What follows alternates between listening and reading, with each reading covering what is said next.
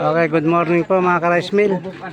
Andito na tayo sa Barangay Burabod. Ito ay papunta po ng Binugho. Ayan, papunta na po ito ng Binugho. Nag-deliver na po tayo mga ka-rice mill. Kaya po Sir Lucelo Misiona, dyan po sa Bohol, tayo po ay makakadalawang balik pa yata simula ngayon. Dalawang balik pa tayo rito. Okay. Medyo okay lang naman. Okay. Hindi ko kaya ng ating sasakyan. Ayan po, dito yata sila pupunta. Barangay Binugho daw, Binugho. Ayan po, galing pa po yung sila sa ilang oras daw. Papunta ng Binugho. Hindi ka maaram din, hindi maaram. Ayan po. Ayan po mga rice mill, yung mga tao. Ayan, binababa na nila. Binababa na po nila. Mano-mano po. Mga ilang oras ang Binugho? Ilang oras ang Binugho? Mga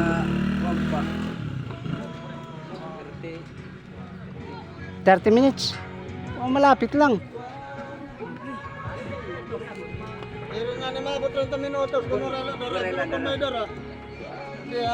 Ay yung dinala nila dati sa sa Bagti, halos isang araw nila dinala yun sa Bagti. Ayan po, mga taga Binugho po yan. Kung idodoble pa hanggang Binugho, mas malayo pang Bagti. Mas malayo pa, ibig sabihin naglakad ako dyan 3 oras eh. Pag idoble, mas malayo pa. Mas malayo pa, okay, malapit daw yung Binugho, pero binawalan tayo ng ating doktor. Medyo na hospital tayo pagdating natin sa bahay. So binawalan tayo ng doktor. Okay po mga ka-rice mill, sa taga Bohol po ay tayo po ay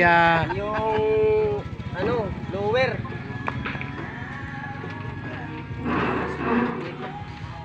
may clearance nito.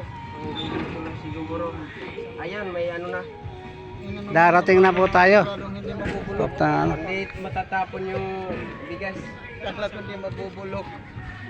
Ayan po. Diretso na ba ninyo ngayon yan doon sa Binugho? Di pa.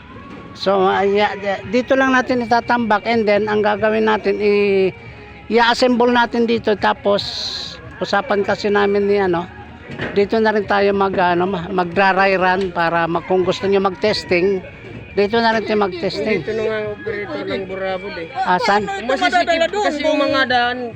Hindi, di-dismantle din natin. Kasi bukas, di-dismantle kasi kailangan ko po kayong turuan, naka-video po tayo.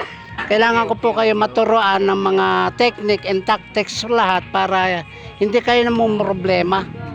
Tapos doon, sino naman ang assemble doon? Sino ba yung nag-aano sa Burabod? As dito, nag-ooperate dito? Ito po, ito. Ikaw na ngayon ayun. Pwede hong pagka na-assemble natin, kaya minumungkahi ko nga po dito na lang tayo mag-testing. Ang gusto ko lang mangyari dito ay yung disassemble at saka pag-assemble.